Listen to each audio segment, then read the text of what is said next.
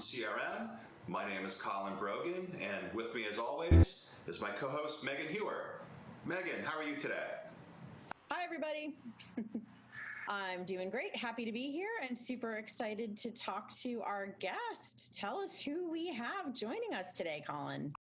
Well, Megan, I'm very excited about today's guest. As you know, on Talkin CRM, we love practitioners and we love to hear stories about the triumph of the digital customer experience. And today we have a big treat. Please welcome Miriam Washington Kendall, SVP Marketing for MakeSpace. Miriam, welcome to the show. Thanks for having me, guys. It's great to be here.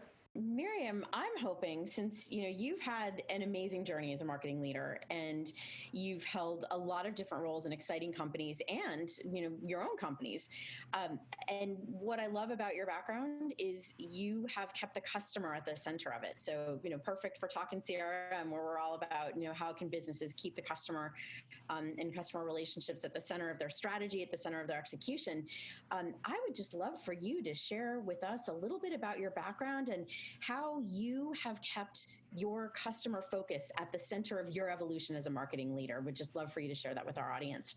Sure, I'd be happy to. So I started my career in consulting, in CRM consulting, and I did that with some of the leaders in one-to-one marketing in CRM. And then I started my own company, Ratio Consulting, and I had that for actually 13 years. So my grounding is really in customer relationship management and CRM. So everything I think about is around the customer. In fact, I never thought of myself as a marketer. I always thought of myself as like a customer strategist. And it was kind of even odd for me to go from consulting into like client side into business, because I didn't know where I fit into the organization. Because when you think about the customer, everything that touches the customer is sales and retail and customer service and marketing and technology and analytics. And it goes across so many different parts of the organization that I didn't really see myself as fitting into one piece of the organization. But I got the opportunity to work at Under Armour in their headquarters, running their North America direct-to-consumer digital marketing. And so I was really focused on the performance side of CRM and the direct response side, and had an amazing experience there. I got to also be the head of their global CRM group when they were starting to take advantage of some of the opportunities that they had to expand globally. And then my next role on client side was CMO at a company called M. Jimmy, which is Italian shoes, lovely company. And now I'm at a company called MakeSpace, and it is full service tech-enabled valet storage. So we actually pick things up from your doorstep. We take them back to a secure facility. We take a photo inventory of everything. And then when you want something back, you use your photo inventory, you give it a tap, and we schedule and we bring it right back to your door. So we've made storage super, super easy and convenient for people. And it's such a fun position to be in, to work with a company like this. It's so different than anything I've done before, but I'm loving it. Yeah, you know what I love about that is it's to talk about customer first, right? You started with, it sounds like, tell me if this is correct, but it sounds like when the company was sort of conceived, the idea was, let's think about all the things that really stink about the customer experience in this category, and then let's outsmart all of the other competitors by fixing those things that maybe seemed really hard, really expensive, really challenging. But I would love to hear, can you share a little bit more about how you came up with that idea of making storage not a pain in the neck? Yeah, in fact, it wasn't my idea. I wish it was. But our CEO, Rahul Gandhi, founded this company with a couple of other co-founders right after Hurricane Sandy. And it really was born out of their miserable experiences with self-storage. They had some water damage and they all had to take stuff to self-storage, and living in Manhattan, they didn't own cars, so they had to rent a car, and then they had to find a storage unit, and they had to haul all their stuff, and they brought it to some, unclean place in a not so great neighborhood. And And then when they wanted it back, they didn't even know what they had in there, right? Because nothing was labeled and they just did it in a rush. And so it was just this really, really miserable experience. So it didn't come from a lot of customer research. It came from like firsthand experience with just a miserable process. And he and his co-founders just said, there's got to be a better way. And that's when the idea was born for MakeSpace.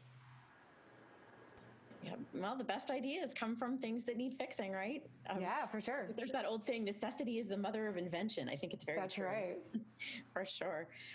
Well, and I think, another kind of interesting piece of that story is that the company's been able to be successful in sort of an epically bad time. And we're hearing more and more about that, unexpected categories that have benefited from the needs that have been created out of the current unpleasant situation. Why do you think MakeSpace and sort of the storage industry in general has been able to sort of weather the storm? And where do you see it going from here? Yeah, I will say when the pandemic first hit, no one was sure what was going to happen, right? Like they were shutting down everything. And pretty soon after we got shut down, we were designated an essential business because we have a partnership with a company called Iron Mountain. And together we were serving like hospitals and taking their inventories. And we have people's things. And like if people have babies and they have, baby stuff stored with us, like they needed their stuff back. And so very quickly we were able to get the paperwork to be able to be a legitimate business. So we had, I don't know, maybe a couple of weeks of downtime in a couple of markets. We're actually in 31 markets now. But that's not bad for this business. And then what ended up happening, as we all know, is people were, going home to be with their parents, or they were getting out of expensive leases in the middle of cities. And since there's so much uncertainty, I think instead of just moving, people were putting their stuff into storage to try to figure out what they wanted to do. And because I think everything happened in a very quick, timely manner, that everything had to just happen so quickly, and they just wanted a really, really easy solution.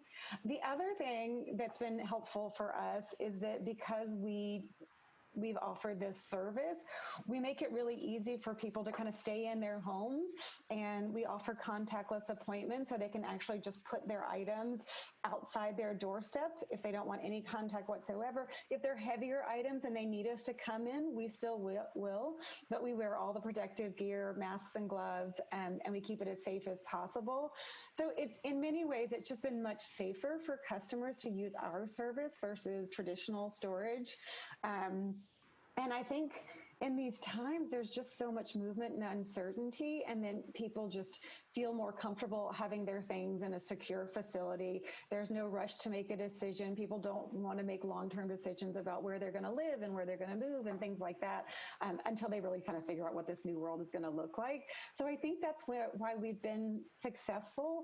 And we've also been able to kind of adapt to our consumers' needs. And what I mean by that is like the college students who, came back from spring break and all of a sudden they had to be out of their dorms in 48 hours. We were horrified by the situation. We really wanted to help these guys. So in some cases, we actually sent trucks out to just sit on college campuses and just said, bring us your stuff and we'll take it for you and bring it back, when you come back in the fall, hoping that everyone would come back in the fall. And other use cases are like businesses who are now starting to open up, but like restaurants, they can't have people sitting so close together. So they've got extra chairs and tables and things like that. Offices, the same thing. They just got extra furniture. And so we're able to take that for people as well to kind of ride through the pandemic and the kind of, I don't want to say new normal, but kind of the new way of we're working and operating. So Miriam, a recent New York Times article mentioned MakeSpace, among a few others, as innovators in the self-storage industry.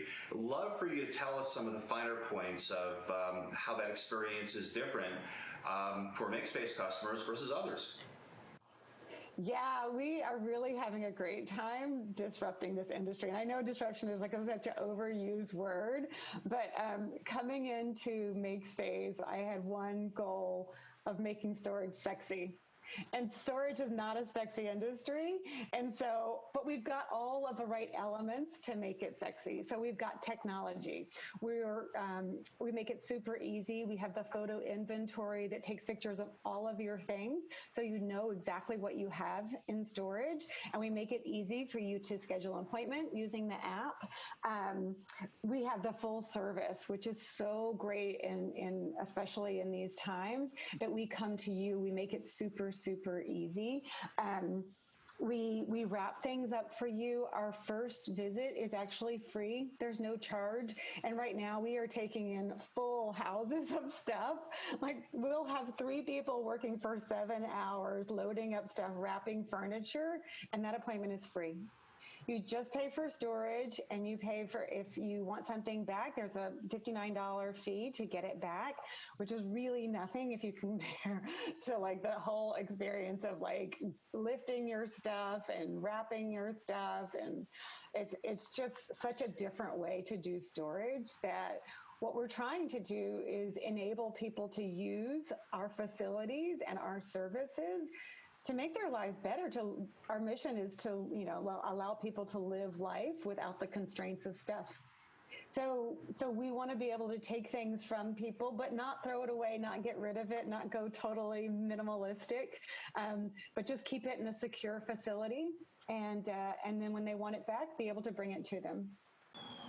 So Miriam, I wonder if you could tell us a bit about the benefits and challenges of building out a digital CX from scratch for a new company like MakeSpace versus one of the more mature competitors in the industry.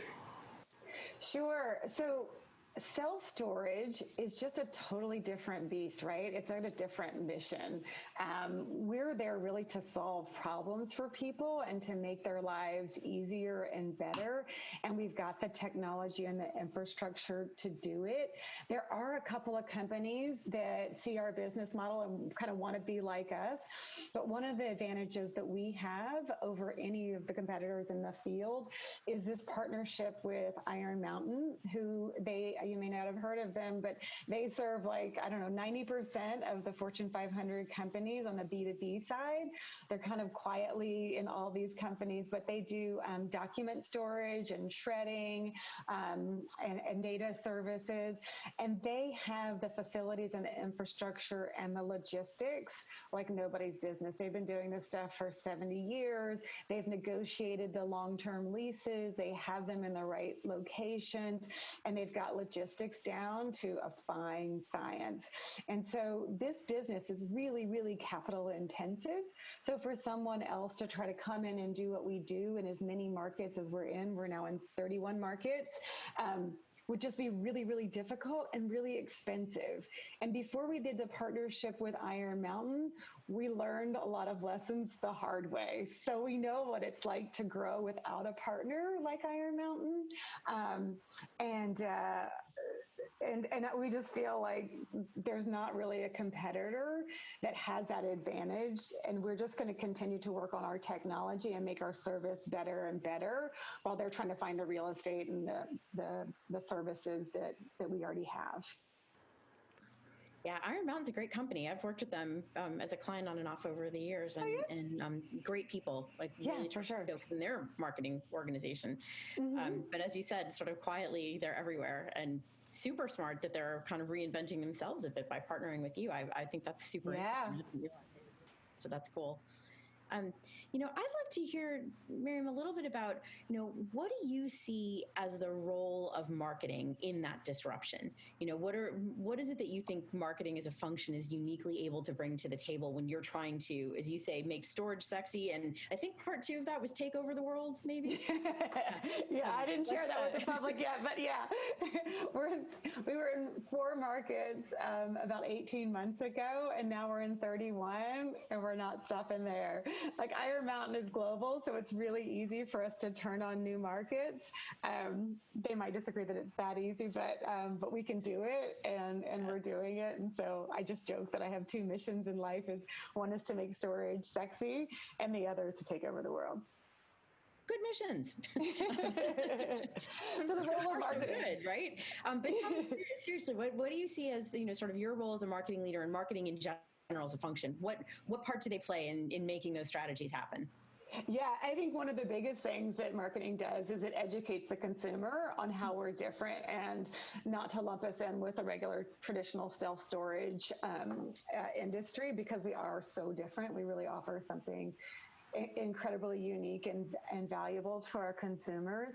I mean, I think the second thing that I do is keep us laser focused on the customer, right? So while we offer something different, it's also a different service to different segments of the population, right? So we might have a certain meaning in the place for like a military family, right?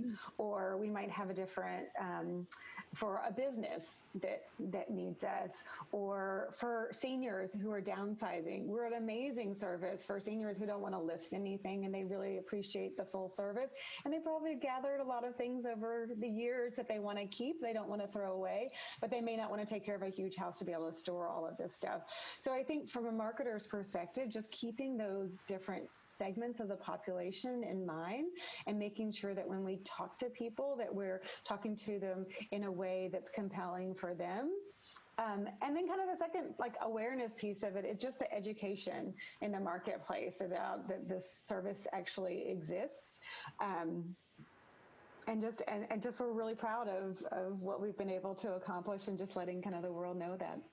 My last question has to do with measurement, KPIs. How are you measuring success of this digital experience and transformation? So it's funny because people always say, do you want a bigger piece of the self-storage pie? And I said, actually, my goal is to make a larger pie. Right? So yes, I want more of the self-storage pie, and the people who think about self-storage, we want more of them to work with us because we think we're a better solution. But I also want people to start to think of storage as a part of their lives and their everyday life. That, they can swap out their winter stuff for their summer stuff, and they can do this on an ongoing basis. And it's actually quite economical if you think about, especially the prices in large cities for real estate. If you can actually have a low cost solution that may be outside of the expensive cities, that kind of helps. So I think a larger portion of the pie, a larger pie are the big things. I think more brand awareness and people understanding how storage can really improve their lives and make more space for mental and physical space for the things that they need and that are important to them and to live their lives. So those are the big metrics for me. I mean, we always want new customers, but part of that comes from educating consumers on what we do. Miriam, I want to thank you for this practitioner's eye view of the latest in digital CX. Thank you for having me. This has been great. That's all for us at Talkin CRM. Until next time.